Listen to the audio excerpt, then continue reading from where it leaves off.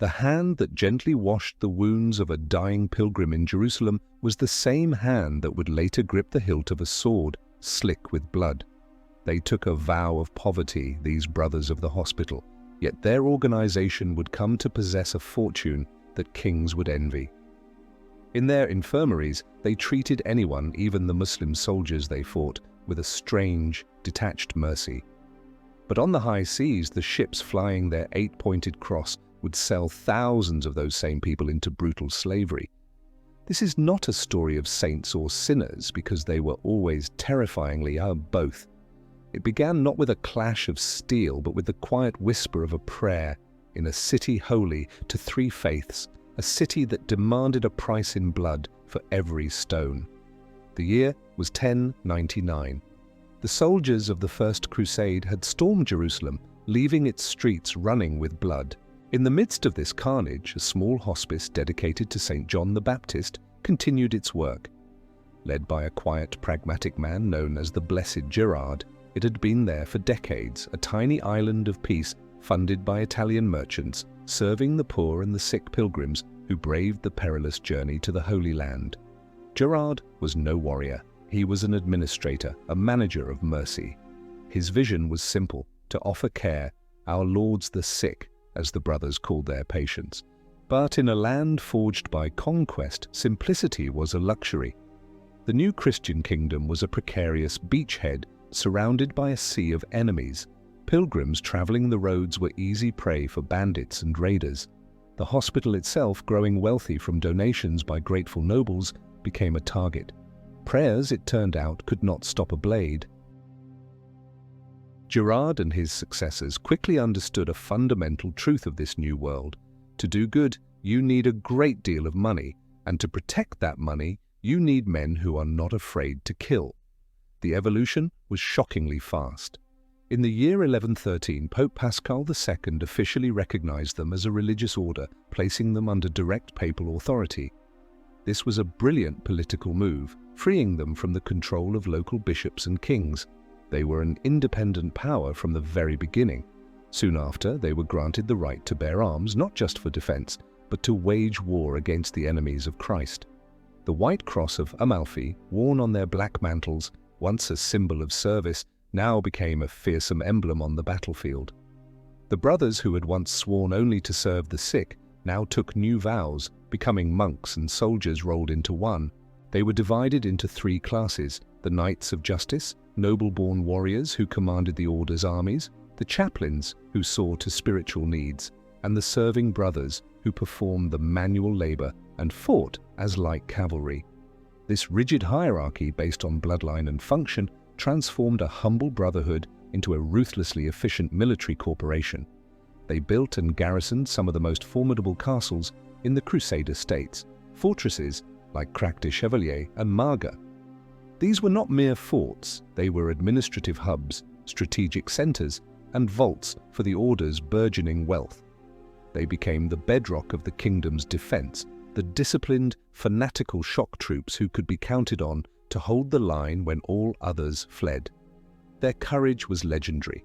At the disastrous Battle of Harim in 1164, 60 knights of the order charged into the heart of Nur al-Din's army and were slaughtered to a man.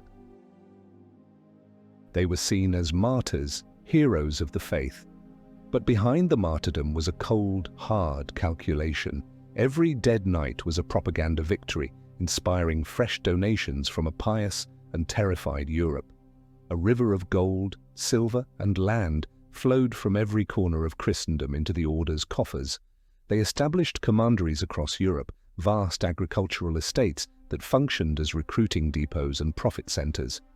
These estates were managed with ruthless efficiency, their revenues funneled back to the Holy Land to fund the war. The Hospitallers had created something entirely new, a self-sustaining transnational war machine fueled by a combination of religious fervor and shrewd financial management. They became bankers to the kings and nobles of Outremer. They loaned vast sums, managed estates, and transferred funds across the Mediterranean with a sophisticated system of credit, a precursor to modern banking. Their fortresses were the safest places to store treasure, their neutrality in the endless squabbles of the feudal lords making them trusted, if feared, arbiters. But this power bred an astonishing arrogance. They answered only to the Pope, and sometimes not even to him. They waged their own wars, signed their own treaties, and often pursued policies that directly contradicted the interests of the King of Jerusalem. They were a state within a state, a sacred monster born of piety and violence. Their hospitals continued to provide the best medical care of the age, a beacon of compassion in a brutal world. Yet the question began to be whispered in the courts of Europe. What happens when the healers become more adept at killing than at curing? The Hospitallers were not alone in this paradox. Their great rivals, the Knights Templar, followed a similar path. But while the Templars were renowned for their ferocity and their banking, the Hospitallers never abandoned their original mission. The hospital in Jerusalem was a marvel, capable of housing 2,000 patients, with clean wards, specialized diets, and a level of care unheard of elsewhere. This duality was their strength and their curse.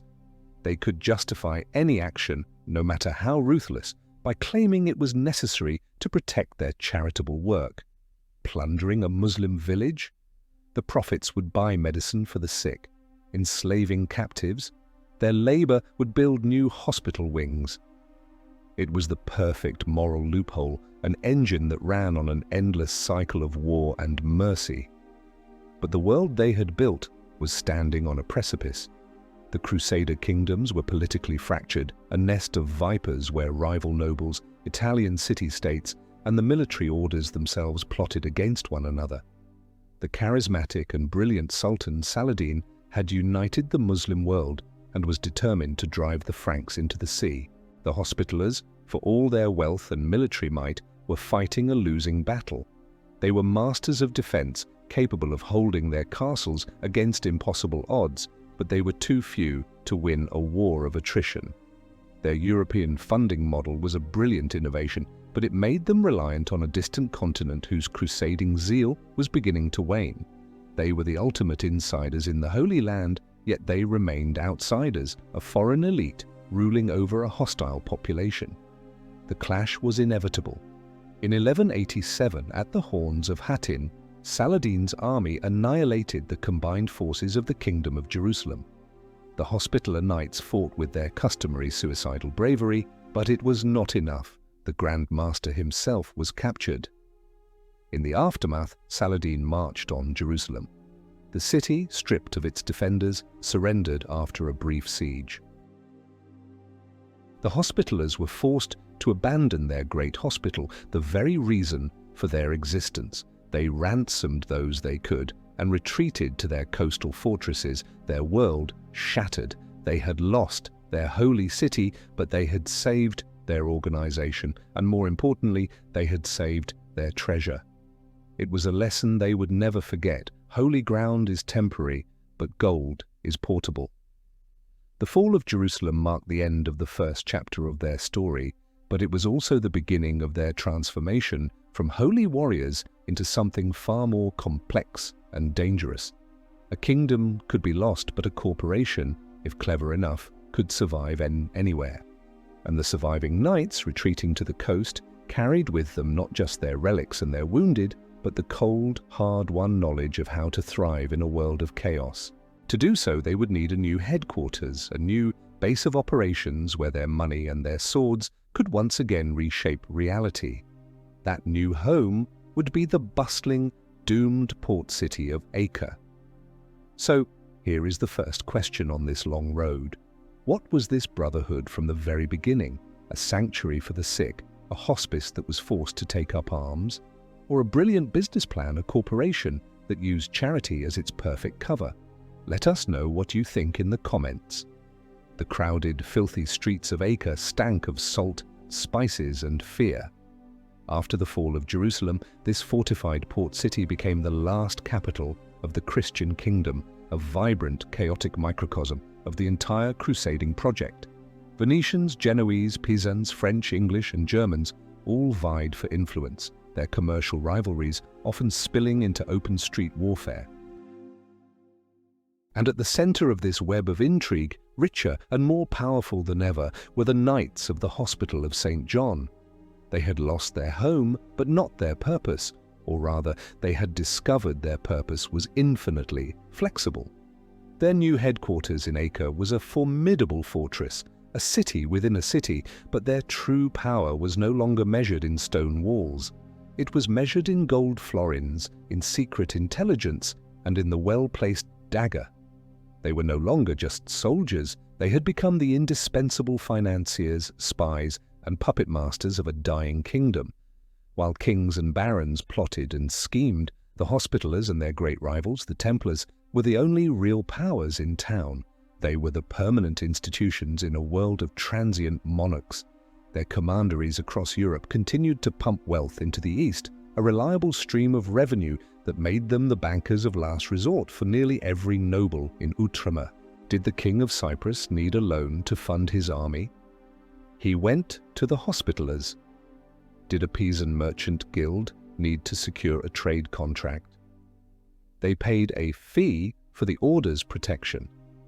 The Knights had perfected the art of turning crisis into profit. The constant state of war, which impoverished secular lords, only made the military orders richer and more essential. They understood something that modern corporations would later master.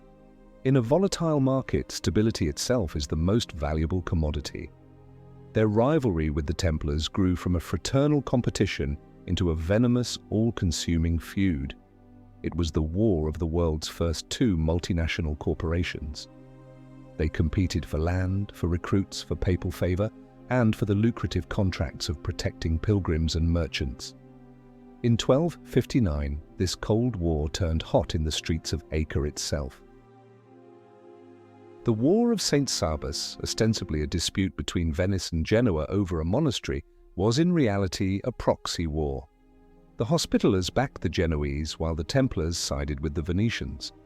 For months, the city's streets became a battleground, with Christian knights killing each other with a ferocity they usually reserved for the Saracens.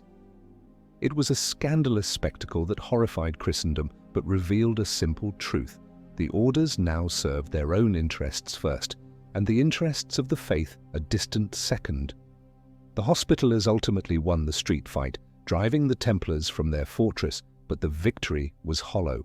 The real enemy was gathering outside the walls. Beyond the battlefield and the counting house, the Order operated a third, hidden front: espionage. Their international network was a perfect intelligence gathering machine. A brother in a commandery in Spain might overhear a conversation about the King of Aragon's intentions. A Hospitaller chaplain at the French court could report on royal policy. Their merchants and spies moved freely in Muslim lands, gathering information on enemy troop movements, political divisions, and economic weaknesses. In the labyrinthine politics of Acre, this information was power. They knew which emir was open to a bribe, which baron was plotting treason, which Italian merchant was a spy. They used this knowledge to play factions against each other, to secure favorable treaties and, when necessary, to eliminate threats. The quiet monk who administered last rites to a dying noble might also be the one who had slipped the poison into his cup. This period forged the Order's political soul, pragmatic, cynical, and utterly ruthless. They had learned from their enemies, particularly the shadowy Order of Assassins. They understood that a single, well-placed blade could achieve what an entire army could not. While they maintained the public image of pious warriors, their leaders were engaged in a constant game of high-stakes diplomacy and covert action. They made secret deals with Muslim rulers, often to the fury of more zealous crusaders. They would sign a truce with one emir, while simultaneously launching a raid against his neighbor. To them, it was not hypocrisy, it was survival. The aphorism that circulated in their halls was simple: the hand of God is guided by our intelligence.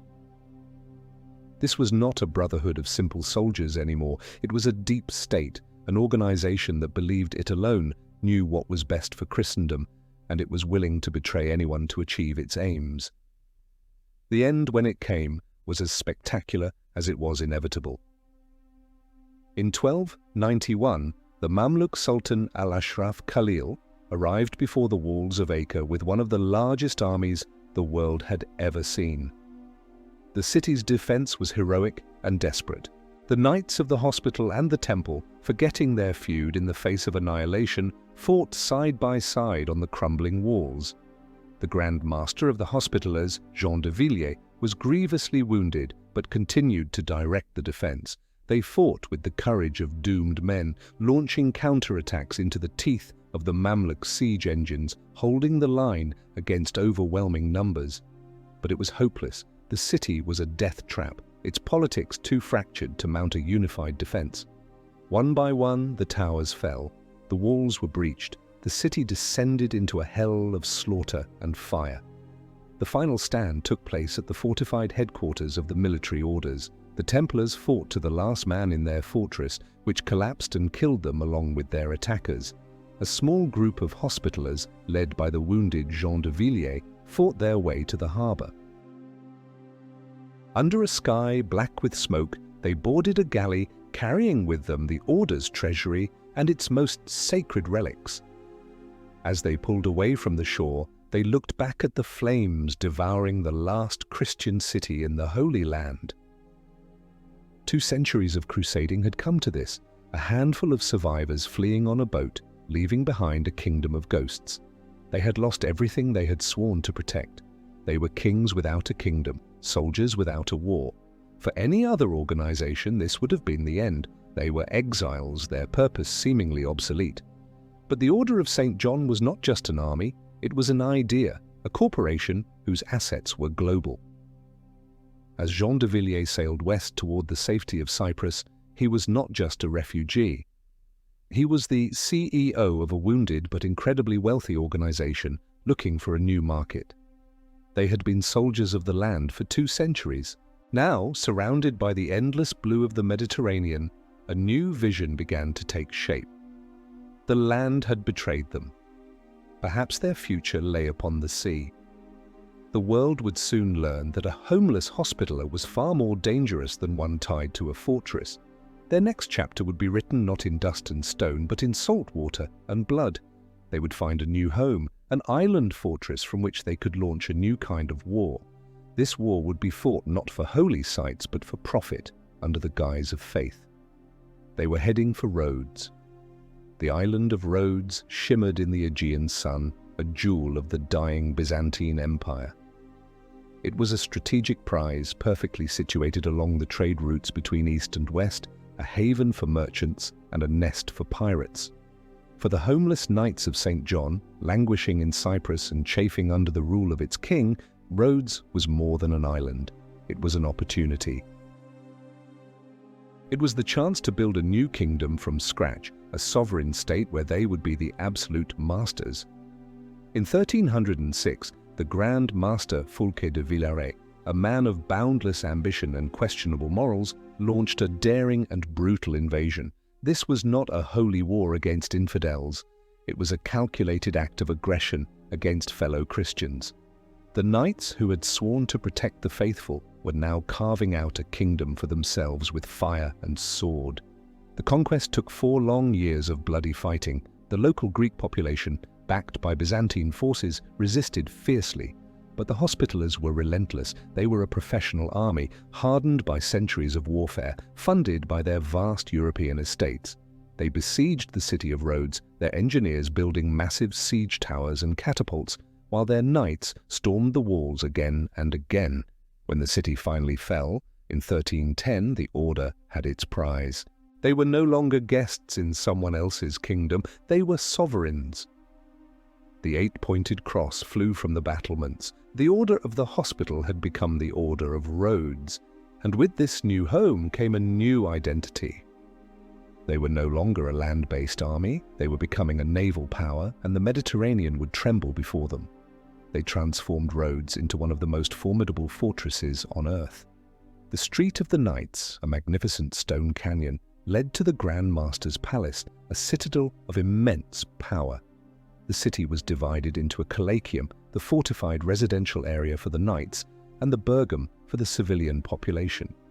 The island became a military camp, its harbours deepened and chained, its walls thickened to withstand the new terror of the age, gunpowder and cannon. But fortifications are expensive. The Order needed a constant flow of cash to maintain its army, build its fortresses, and fund its lavish lifestyle. The revenues from their European properties were substantial, but not enough.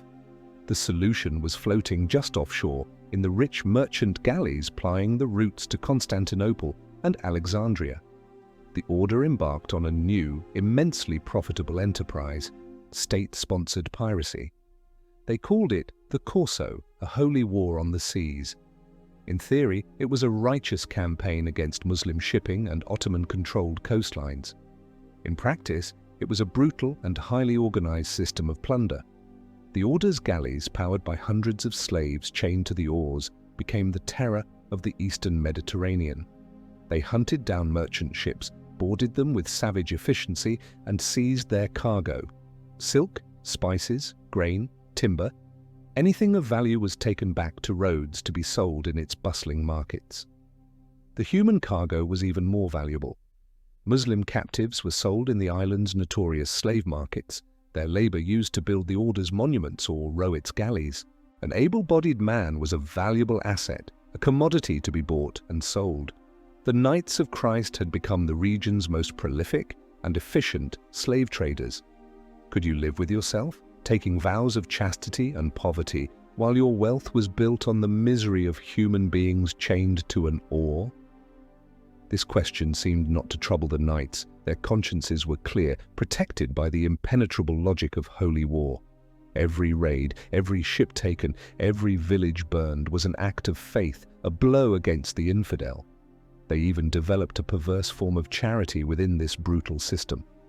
The Order spent vast sums ransoming Christian captives and slaves from North Africa, often freeing hundreds at a time. They healed the sick in their new hospital on Rhodes, which was as magnificent as the one in Jerusalem. They saw no contradiction. To them, saving a Christian life and enslaving a Muslim one were two sides of the same holy coin. It was a moral calculus that the modern mind struggles to comprehend, but for them, it was perfectly simple. The Order of Rhodes became a pirate republic with the blessing of the Pope. It was a magnet for the disinherited and the adventurous from all over Europe. Younger sons of noble families with no hope of inheriting land at home flocked to Rhodes to seek their fortune. They came to fight the Turk, yes, but also to win glory, honor, and a share of the immense loot. Life on the island was a strange mixture of monastic discipline and pirate debauchery.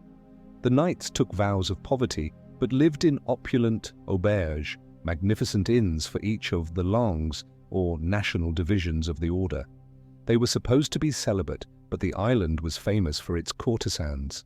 They were monks who lived like warrior princes, their days filled with military exercises, prayer, and the administration of their pirate state. This new maritime empire brought them into direct conflict with the rising power of the Ottoman Turks. For the sultans in Istanbul, Rhodes was not just a nest of pirates, it was a dagger pointed at the heart of their empire. It disrupted trade, threatened their control of the Aegean, and served as a forward base for any new crusade from the west. Several attempts were made to conquer the island, but each was repulsed by the formidable fortifications and the fanatical courage of the knights. In 1480, a massive Ottoman invasion force was thrown back from the walls in a bloody siege that made the Order's reputation for invincibility legendary throughout Europe. They seemed untouchable, a Christian citadel in a Muslim sea. But their success bred a dangerous arrogance. They believed their walls were impregnable, their faith a shield against any foe. They had forgotten the lesson of Acre: no fortress can stand forever. A new sultan was rising in Istanbul, a man of genius, ambition, and limitless resources. His name was Suleiman, and he would be called the Magnificent. And he had sworn an oath to destroy the Order of Rhodes. The wealth that flowed into Rhodes from piracy and plunder was staggering. The Grand Master lived with the pomp and ceremony of a European monarch, Yet the Order never forgot that its power was built on a knife's edge. They were a tiny island of Latin Christians in a Greek Orthodox sea, surrounded by a hostile Ottoman Empire. This perpetual state of siege mentality shaped their character. They became masters of pragmatism. They would trade with the enemy one day and raid them the next. They maintained a vast network of spies and informants throughout the Ottoman court and the port cities of the Levant. They knew that their survival depended not just on the strength of their walls, but on the quality of their information. The Great Fortress of Rhodes was not just a military base, it was the headquarters of an intelligence agency with interests across the known world. It was a strange utopia, a monastic, military, pirate state, a fortress built on plunder, a haven for saints and killers, and its greatest test was about to begin. The sails of Suleiman's armada were on the horizon. The year was 1522. From the highest watchtower of the Grand Master's palace on Rhodes, the sea was black with ships.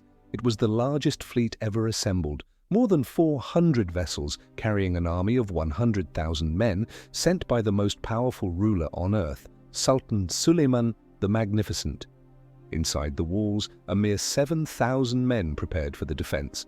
At their head was the 70-year-old Grand Master, Philippe Villiers de l'Isle-Adam, a man of iron will and unwavering faith. He knew the odds were impossible. He knew this was a fight to the death, the culmination of a 200-year struggle. The Great Siege of Rhodes had begun, a battle that would become a legend of courage, cruelty, and the terrible price of immortality. Suleiman's army landed and surrounded the city, their vast camp stretching for miles. His engineers, masters of siege warfare, began digging trenches and constructing massive earthworks to protect the attackers from the knight's artillery. The Ottoman cannons, some of the largest ever cast, opened a bombardment that shook the very foundations of the island. For weeks, a relentless storm of stone and iron pounded the city walls. The magnificent stone ramparts, once thought impregnable, began to crack and crumble under the ceaseless fire. The sound was a continuous deafening thunder, a soundtrack to the end of the world. The knights and their mercenaries worked frantically day and night to repair the breaches, their faces black with gunpowder, their bodies weary to the bone. They lived in a world of dust, noise, and constant, sudden death. The defense was a masterpiece of military engineering and sheer, bloody-minded courage. The knights had designed their fortress with interlocking fields of fire. Every bastion, every rampart was a carefully constructed killing ground. When the Ottoman janissaries, the elite of the Sultan's army, charged the breaches, they were met with a storm of cannon fire, crossbow bolts, and a terrifying new weapon, Greek fire, hurled in clay pots that exploded in sheets of unquenchable flame. The fighting was hand-to-hand, savage and intimate. Knights in heavy armor stood shoulder to shoulder in the gaps, their great swords carving through the waves of attackers. But for every janissary that fell, 10 more seemed to take his place. The numbers were overwhelming. What is it that allows a man to stand in a breach knowing he will likely die and still fight? Is it faith in God, loyalty to his brothers? Or is it something darker, a kind of madness that only battle can unleash? For the Knights of Rhodes, it was all of these things. They fought with a fury born of desperation. They launched daring night raids into the Ottoman camp, sowing terror and confusion. They fought in the claustrophobic darkness of the underground tunnels, where Turkish miners tried to dig beneath the walls to plant explosives. It was a war fought both above and below ground, a three-dimensional struggle for survival. l'Isle-Adam was everywhere, rallying his men, directing the defense, his presence a beacon of defiance in the face of annihilation. He seemed tireless, a man possessed, but courage alone could not hold back the tide. The city was starving, ammunition was running low. The ceaseless bombardment had reduced entire sections of the wall to rubble. Betrayal also festered within the walls. A high-ranking knight, the Chancellor Andreas Dameral, embittered at having been passed over for the Grand Mastership, was caught sending messages to the Turks.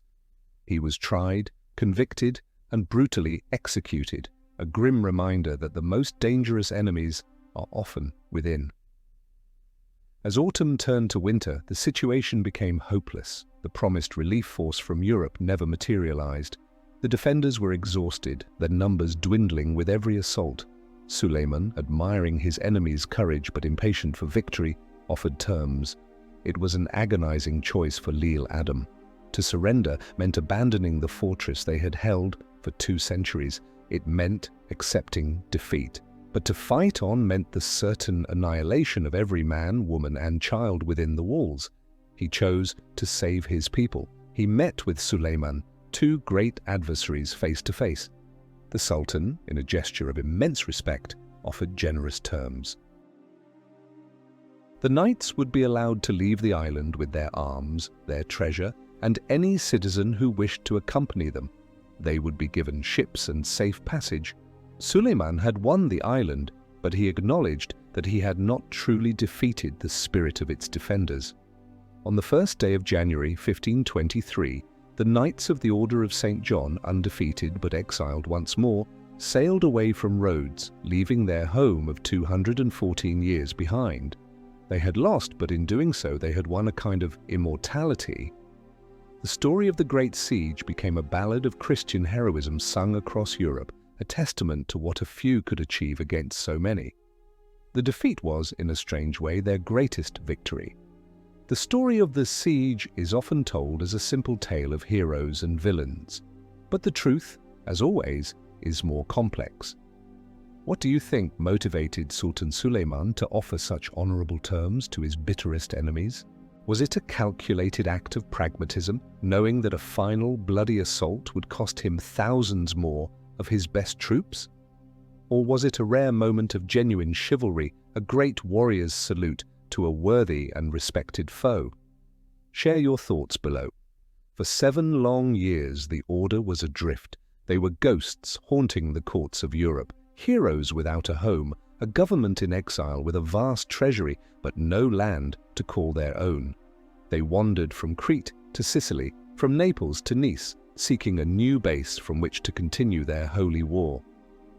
They were a dangerous and unsettling presence, a homeless army of elite warriors, a reminder of Europe's failure to protect its frontiers. Grandmaster Lil Adam, now an old man but with his will unbroken, tirelessly lobbied kings and popes. He was offered Ireland, a land of rain and rebellion, which he wisely refused. He knew the Order needed to be in the Mediterranean. It needed to be on the front line against the Ottoman Empire. Its very identity depended on the conflict. Peace was a kind of death for a military order. Finally, in 1530, a deal was struck. The Holy Roman Emperor Charles V granted the Order a new home. It was not a prize like Rhodes, it was a consolation, an afterthought. He gave them the Maltese archipelago, a barren, sun-scorched limestone rock in the middle of the sea, with a small, impoverished population of Arabic-speaking locals. The islands were treeless, the soil was poor, and there was almost no fresh water. As a final, humiliating condition, the knights were to pay an annual tribute to the emperor's viceroy in Sicily, one Maltese falcon. They had gone from being sovereign rulers of a rich island to feudal tenants on a barren rock. Many knights were appalled. This desolate outpost seemed more like a punishment than a gift. But Lil Adam saw its potential. Malta was strategically perfect. It lay directly on the shipping lanes between the eastern and western Mediterranean, a stone's throw from Ottoman North Africa. It was, as one knight described it, a fortress at the end of the world. The knights arrived to find not a city, but a small, fortified fishing village called Birgu. There was no palace, no hospital, no magnificent auberge. They were starting from nothing. But the Order was, above all, an organization of builders and administrators. With a grim determination that bordered on obsession, they set about transforming this forgotten island into the new bastion of Christendom. They poured their immense wealth into the project. Thousands of laborers, many of them slaves captured in sea raids, were put to work. They deepened the Grand Harbour, one of the finest natural harbours in the world. They began constructing massive new fortifications around Birgu and the neighbouring peninsula of Senglea, digging moats out of the solid rock, raising bastions and ravelins designed to withstand the most powerful cannons of the age. This was not just construction, it was an act of defiance. Every stone laid was a message to the Sultan in Istanbul. We are still here, we are rearming, we are waiting for you. The order resumed its corso with a vengeance. The galleys of St. John, now based in Malta's Grand Harbour, became more audacious than ever. They were a hornet's nest in the central Mediterranean, preying on Ottoman shipping, raiding coastal towns in Libya and Tunisia, and carrying off thousands of slaves and immense quantities of loot. The island of Malta, poor in resources, became rich from plunder. The entire economy was geared toward this holy piracy. The knights understood a brutal reality. To build their new Jerusalem on this rock, they needed a river of gold, and the easiest way to get it was to take it from their enemies. The groans of the galley slaves became the engine of their resurgence. Life on the island was harsh and disciplined.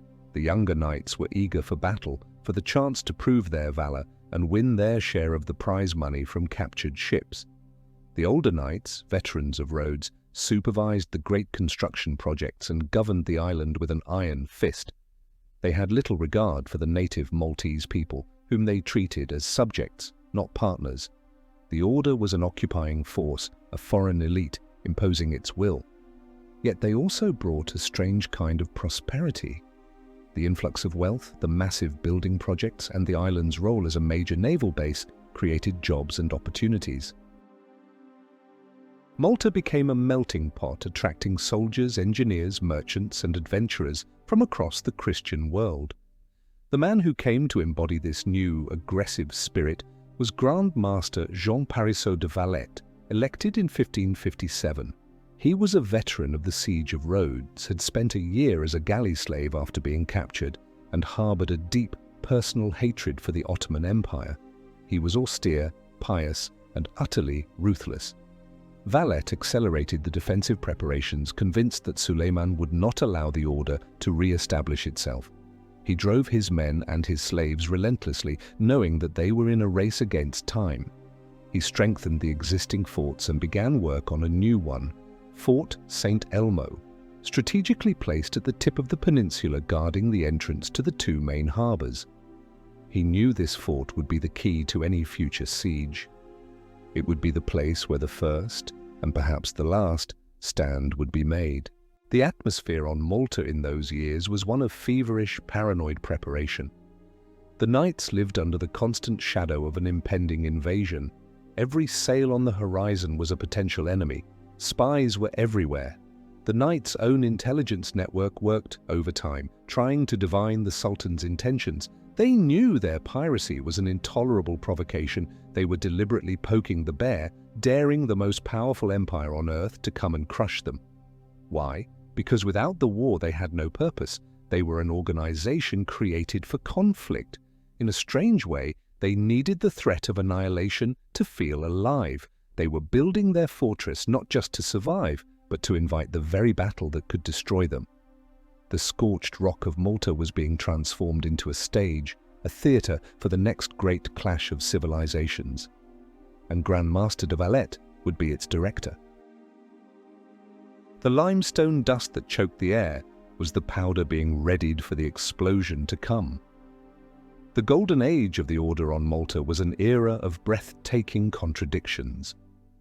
It was a time when the island became a glittering centre of Baroque art and architecture, a place of immense wealth and sophisticated culture. Yet this splendour was built upon a foundation of ruthless piracy, religious intolerance, and the brutal exploitation of slave labour. In the same city where knights commissioned altarpieces of heartbreaking beauty, the screams of men being tortured by the Inquisition could be heard.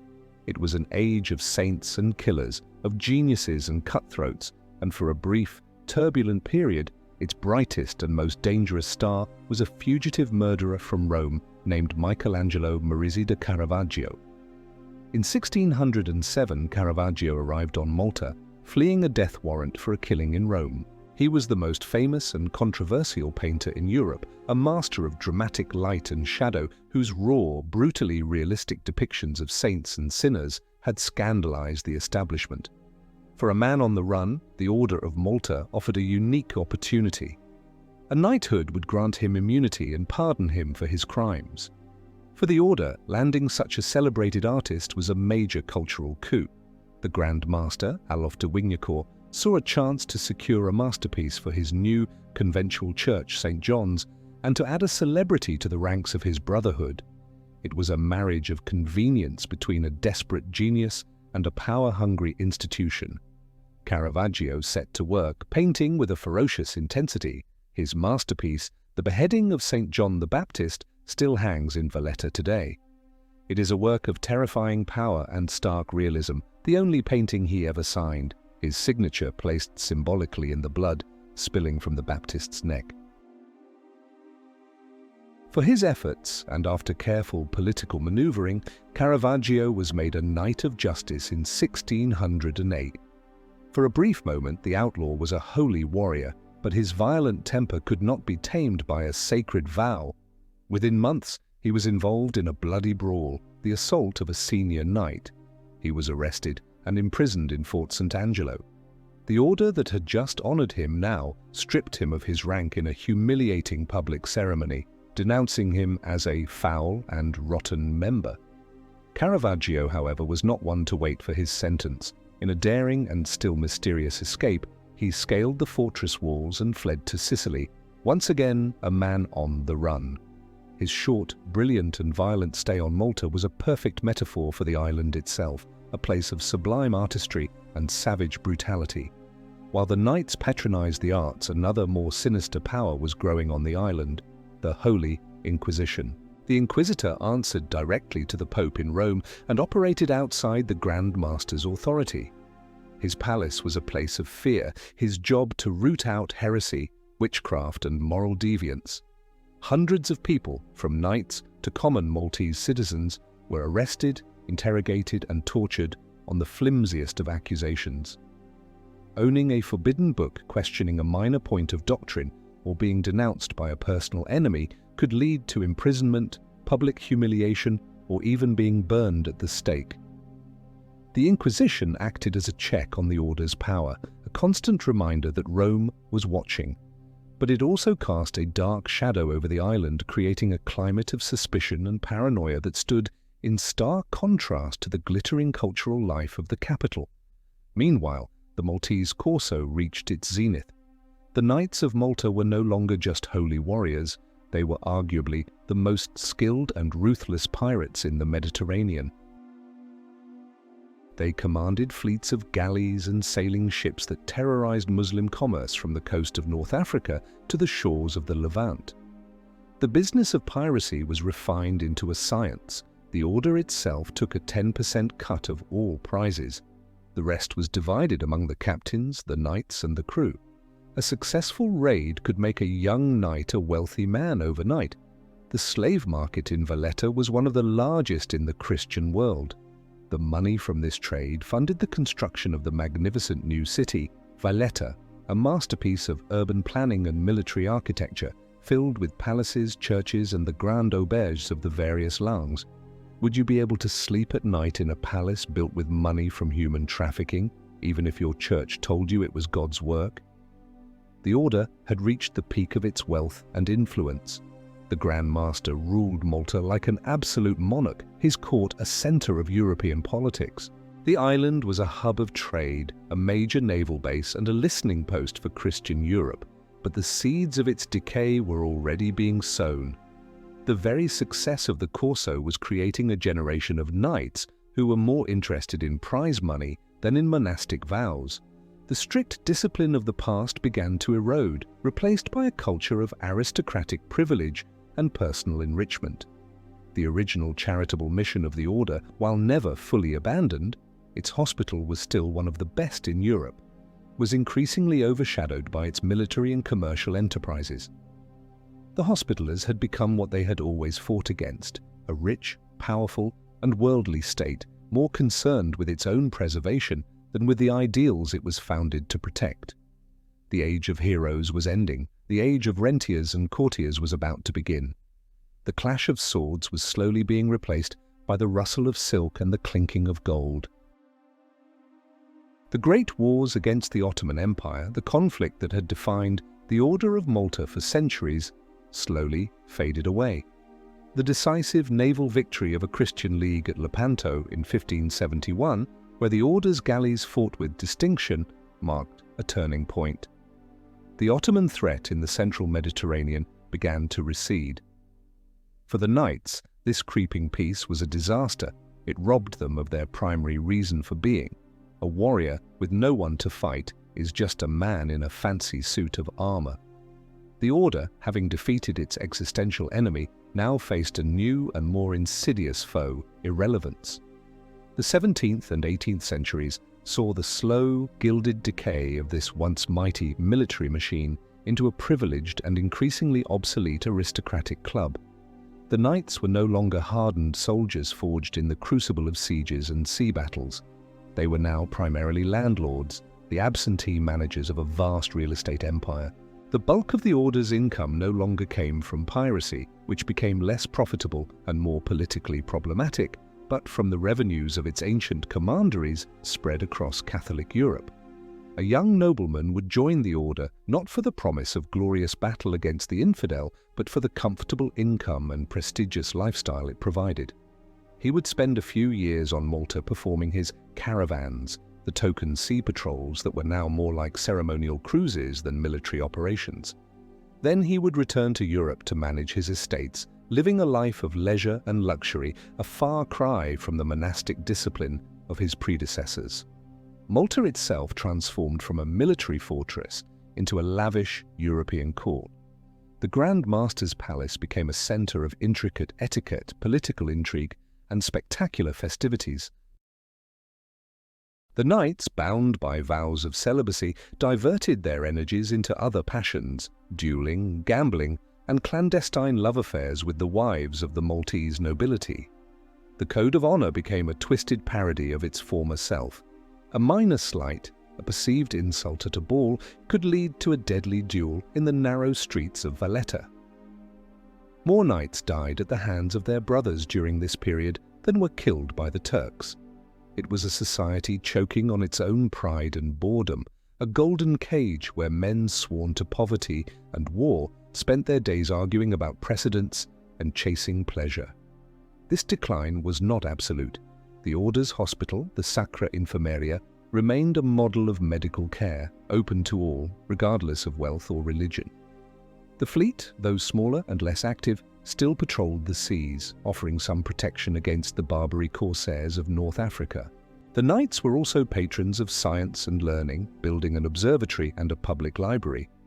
But the fighting spirit, the core of their identity, was gone. They had become a living anachronism, a medieval institution struggling to find its place in the age of enlightenment and revolution. The world was changing, but the Order was trapped in its own glorious past.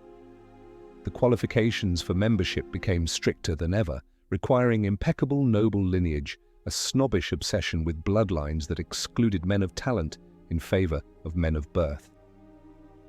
What do you do when the war you were born to fight is over? Do you find a new enemy, or do you turn your sword upon yourself? The Order of Malta, unable to find a new grand purpose, began to slowly self-destruct. The gap between the wealthy, noble-born knights and the serving brothers widened into a chasm. The native Maltese population, ruled by a foreign military elite for centuries, grew increasingly resentful of their arrogant and often debauched masters. The island, once a symbol of Christian defiance, was now seen by many as a corrupt and decadent backwater.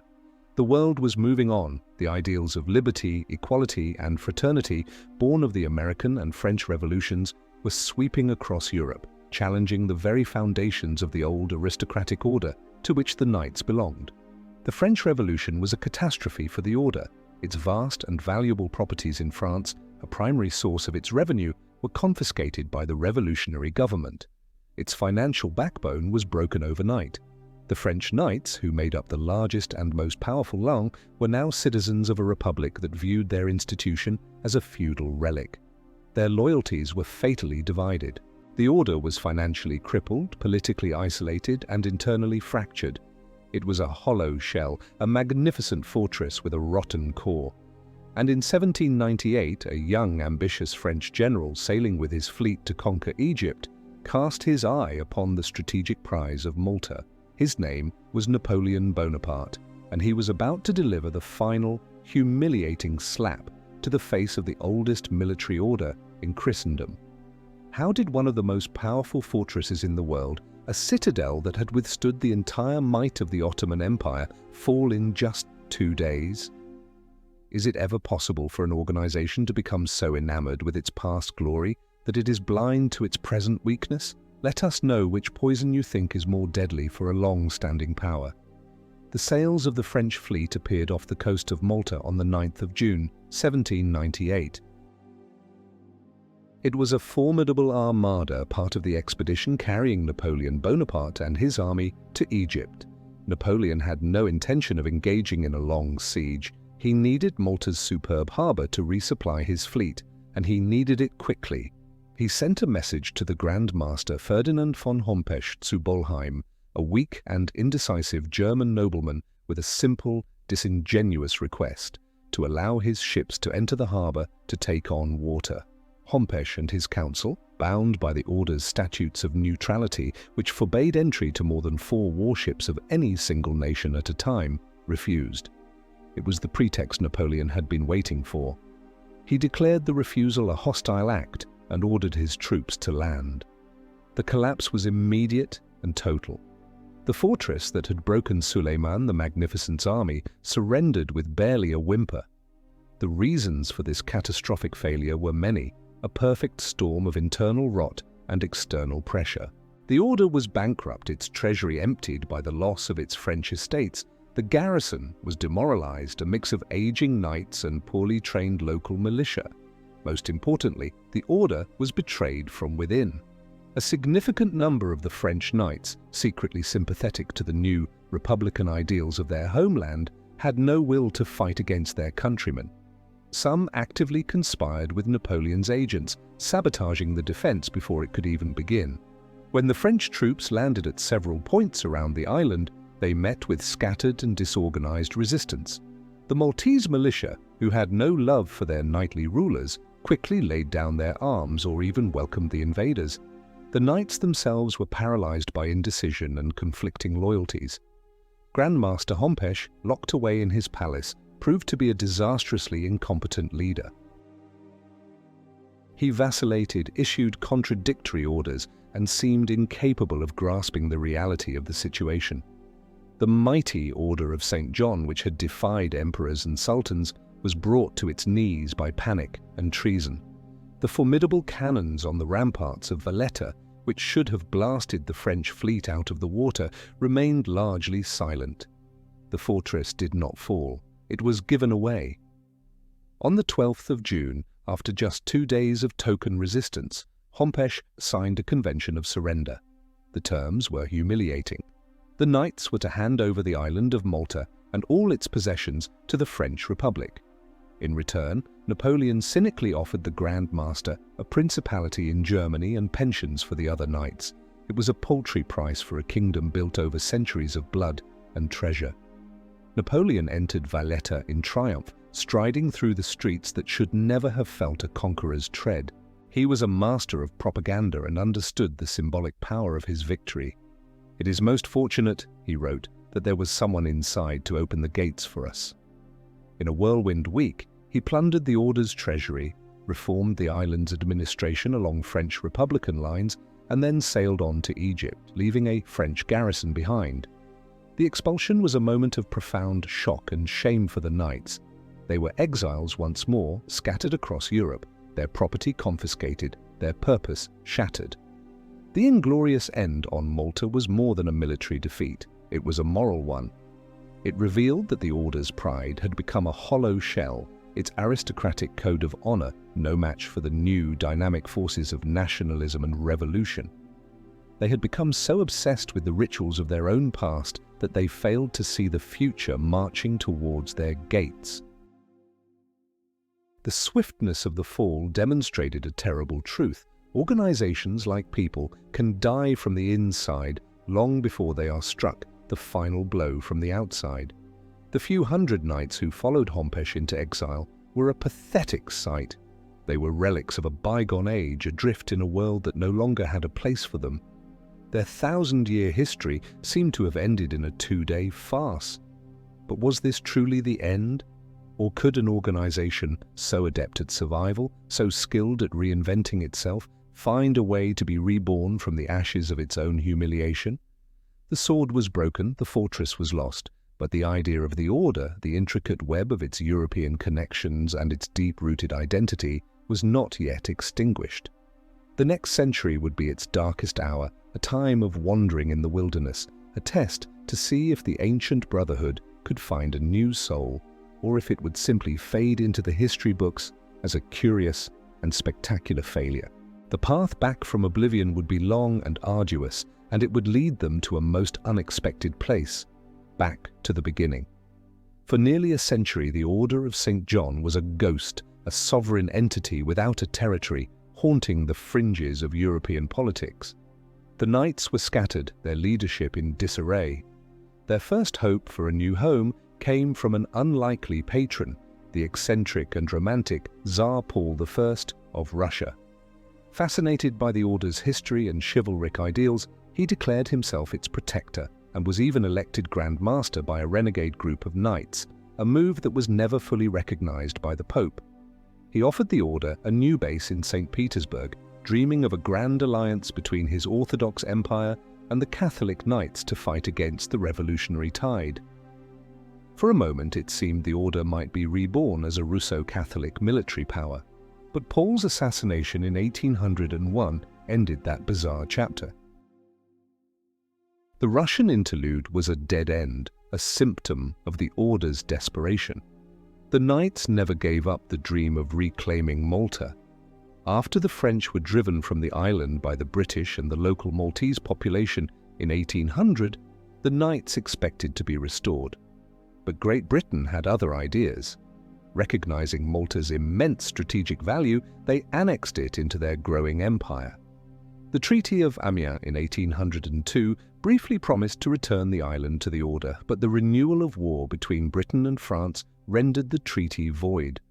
Malta was lost for good. The Knights were forced to accept the bitter reality that their military and political role in the Mediterranean was over. They were an army with no one to fight and no land to defend. They were, for all intents and purposes, finished. The Order was on the brink of extinction. Its membership dwindled, its finances were in ruins. It moved its headquarters from Catania to Ferrara, and finally, in 1834, to Rome.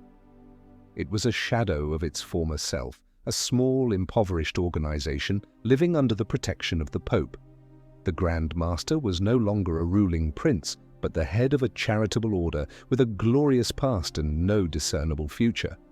It was in this moment of total defeat, stripped of its wealth, its land, and its military purpose, that the Order rediscovered its original soul. Having lost everything else, the only thing left was its founding mission, Tuitio Fidei et Obsequium Pauperum, defense of the faith and service to the poor. The defense of the faith part had become problematic, but service to the poor was a calling that transcended politics and time. This return to their roots was not just a pious choice, it was the only viable strategy for survival. The 19th century, an age of industrialization and nationalism, was also an age of great wars and immense human suffering. The Order began to focus its limited resources on what it had always done best: medical and humanitarian care. They established ambulance corps to serve on the battlefields of the new European wars. During the Franco-Prussian War and later the First World War, the Knights and their volunteers ran field hospitals and hospital trains, treating the wounded from all sides. The white 8-pointed cross, once feared on the battlefield, became once again a symbol of neutrality and mercy. The transition was slow, painful, and far from glorious. It was a quiet, humble work, a world away from the grand sieges and naval battles of their past. Was this transformation a sincere spiritual renewal, a genuine return to the charism of the blessed Gerard? Or was it a clever rebranding, the only possible way for a disgraced and obsolete aristocratic institution to find a new niche and survive in the modern world? The question is impossible to answer definitively. It was likely both. For some knights, it was undoubtedly a profound spiritual reawakening. For the organization as a whole, it was a masterstroke of adaptation. By renouncing its military ambitions and focusing exclusively on humanitarian work, the Order found a new legitimacy, a new purpose that the modern world could understand and respect. They had exchanged the sword for the scalpel, the fortress for the hospital. They began to rebuild their international network, not around military commanderies, but around national associations dedicated to charitable works. They founded hospitals, clinics, and leper colonies around the world. They organized relief efforts for victims of natural disasters and epidemics.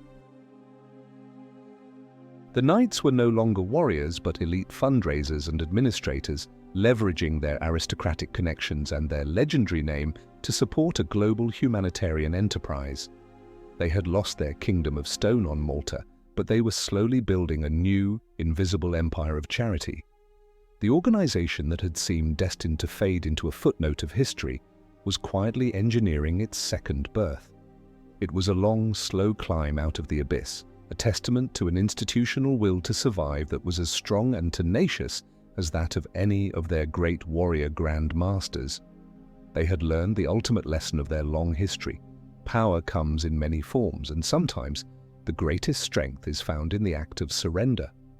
Today, the sovereign military order of Malta is one of the most unique and enigmatic entities in the world. It is a sovereign state without a territory, a global humanitarian empire, and a highly exclusive Catholic lay religious order, all rolled into one. It maintains diplomatic relations with over 100 countries, has permanent observer status at the United Nations, and issues its own passports, stamps, and license plates.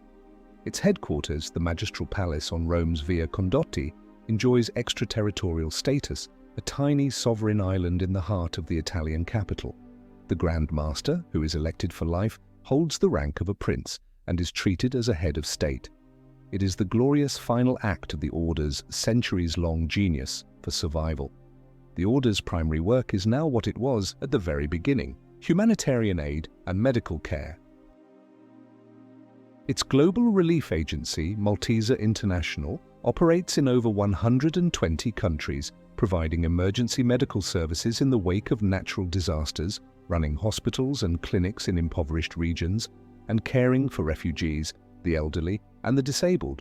Tens of thousands of doctors, nurses, and volunteers work under the banner of the 8-pointed cross, bringing aid to millions of people regardless of their race or religion.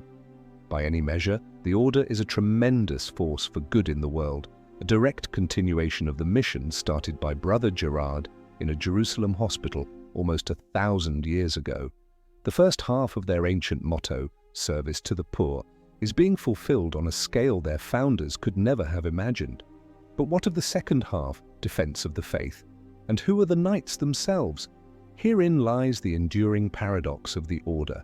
The core of the organization, the first class of knights who take religious vows of poverty, chastity, and obedience, remains an exclusive club open only to men of proven noble lineage.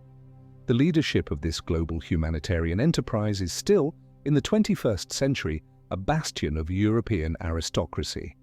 This has led to internal and external conflicts. Financial scandals and power struggles have rocked the Order in recent years, leading to direct and often tense interventions from the Vatican, which seeks to modernize the institution and reform its ancient constitution. The clash between its aristocratic medieval structure and its modern global mission is a constant source of tension. The duality that has defined the Order throughout its history has not vanished, it has simply changed form. The old contradiction was between the healer and the killer. The new contradiction is between a global, universal charity and a closed, elitist leadership. The sincere and life-saving work of its thousands of volunteers stands in stark contrast to the arcane rituals and obsession with nobility that characterize its inner circle. They have given up the sword but they have retained their love of privilege, titles, and exclusivity. They have proven that you do not need an army to project power. A diplomatic passport, a global network, and a legendary brand can be just as effective in the modern world. So, the story of the Order of Malta does not truly end. It continues, a living thread of history woven into the fabric of our contemporary world. It is a story of adaptation, of survival against all odds, a testament to the power of an idea to transform itself again and again. But the central question remains, is the Order a genuine force of mercy encumbered by a few harmless, aristocratic traditions? Or is its charity merely the modern, acceptable face of an ancient and fundamentally elitist power structure? The sacred monster born in Jerusalem has never been fully tamed. It has simply learned to wear a new, more respectable mask. Its history teaches us a profound and unsettling lesson, that the line between a saint and a corporate raider, between a hospital and a pirate ship, is sometimes perilously, terrifyingly thin. The sovereign military Order of Malta today operates in over 120 countries, a global force for good, yet its leadership remains one of the most exclusive clubs on earth. What is the Order's true face in our century? A modern humanitarian NGO with a noble lineage? Or a secret aristocratic society preserving ancient power? Share your verdict below.